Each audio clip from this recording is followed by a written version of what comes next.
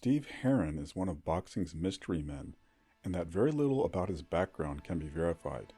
He stated that he was born and raised in New York City, and that he and his brother ran track in high school, while he had another brother that had a tryout with the New York Mets. What we do know is that Hearon would move to Southern California sometime in the late 1970s, and once there, he began hanging out at the Hoover Street Gym in Los Angeles, watching fighters like Monroe Brooks train. At some point, Brooks did befriend Hearon and encourage him to take up the sport, but Hearon would move out of the area for reasons that we'll go into later, and go to Houston to live with one of his brothers. Once in Houston, he would start boxing at the relatively late age of 24. He would not have any amateur fights and would turn professional under the management of Robert Turner, who was a sports manager with a company named Ableton Productions, and he would be trained by Eamon Peck, a well-traveled journeyman who had a record of 26 wins and 61 losses. Peck would place a lot of emphasis on stamina during his training of Hearon, noting that his own poor one-loss record was due to his own lack of conditioning. So endurance and punching power would become Hearon's biggest strengths as he would turn professional in 1979.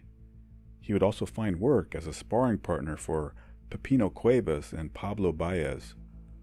Hearon would initially campaign as a welterweight, winning his first 12 fights before being outpointed by Armando Ramirez and then stopped on cuts by welterweight contender Milton McCrory in 8 rounds. Hearon blamed inexperience for his losses, but he hurt the highly touted Milton McCrory in the 6th round and gave him one of his toughest fights to date. Hearon would then drop down to the junior welterweight division, and it was there that he would find success. He upset the highly ranked Bruce Curry, knocking him out and through the ropes in the 7th round. After the bout, Jesse Reed, Curry's trainer, said, "That Hearon can hit." The converted southpaw then reeled off 7 more knockout wins, including a stoppage over Sacramento's popular Sal Lopez in his hometown. A decision victory over the highly ranked Lennox Blackmore followed, and suddenly Hearon was the #1 ranked contender in the WBC. Bruce Curry was now the WBC champion, and Hearon himself made phone calls to Curry's promoter and manager wanting a rematch. Calling himself the uncrowned champion, Hearon then made the ill-advised move to take on the unheralded Lupi Aquino before he got a title shot. This is scheduled for 10. Round 1 action. Steve Hearon at 24-2. 18 by 0. I got the feeling that first round he was just being reined in. Look at the way they're going at it. Aquino standing and slugging with Hearon. Hearon was wrong there. He punched on the break. Trying too hard. Steve Hearon at this point is trying too hard. He's not fighting a calm, controlled fight. Lupi Aquino was successful in discombobulating him. He is not fighting a calm, cold fight. Trying to punch it out and look great. The key to the fight, a good, stiff jab. Followed up by the right hand, but here is Aquino back with the combination. And Aquino landed with the left hand.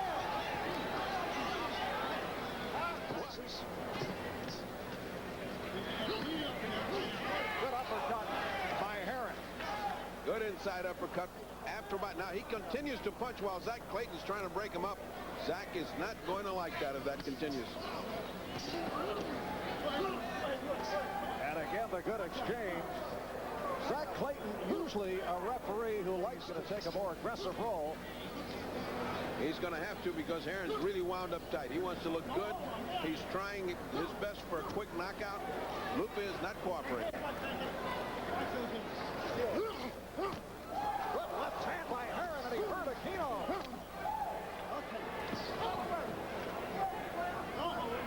He seems to be much stronger than Lupi Aquino, but Aquino just will not concede. He's in there punching, not as hard, but many times he's landing 3 or 4 punches to 1. And scoring here. That had accepted fights and fell out before they got to Lupi Aquino. Aquino should get out of that corner. He's beginning to get... Lupi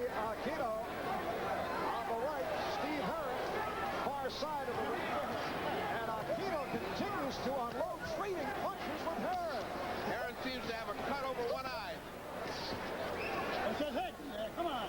That's his head. Come on. Come on. Come on, you Heron going in, covering up, protecting the eye, and then trying to unload with the combination.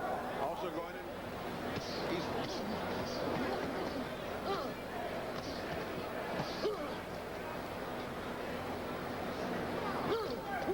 Ball flipped left hand by Heron.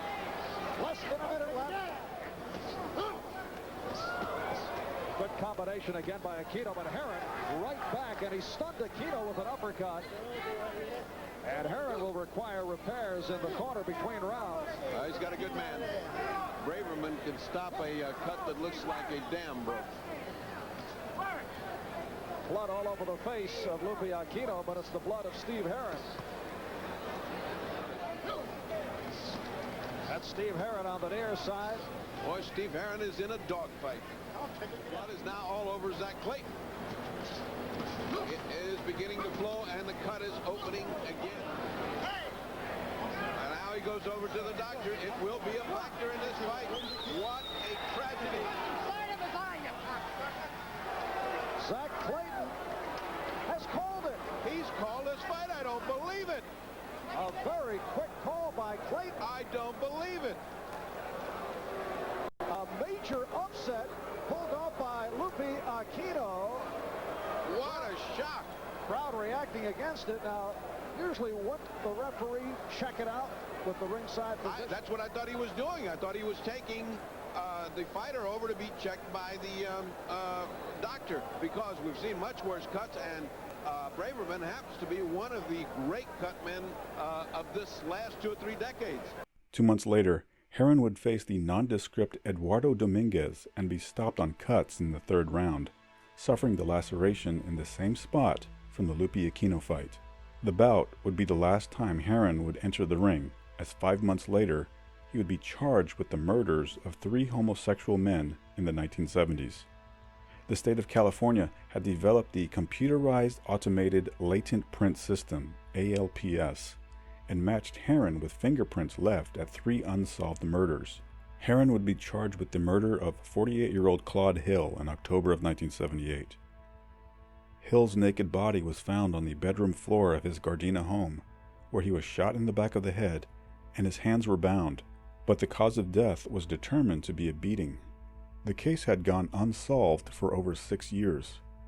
Heron's fingerprints were matched in January of 1984, as they were found on a beer can, a record album, and the bathroom sink.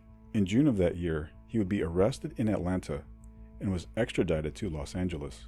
After the trial for the Hill slaying, Heron would be charged with 2 more murders, that of William Brownell, a 48-year-old man who was found slain in his Wilshire area apartment on February 1st, 1976. Brownell was found with a lamp cord around his neck, and he had been stabbed in the face. A month earlier, Heron had strangled another man, Roland Craig, and the MO was the same. Craig's naked body was found with a lamp cord around his neck, beaten in his face, and strangled.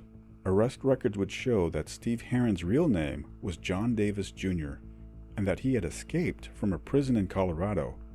He had arrived in Los Angeles using the alias of Steve Heron. He had worked in a bisexual bar in Los Angeles, allowing himself to be picked up by the men. He would be taken into their homes, kill them, then ransack the residence for valuables. Heron would be convicted of second-degree murder and was sentenced to 25 years to life. At some point he was released, and in February of 2004, he was arrested again for assault.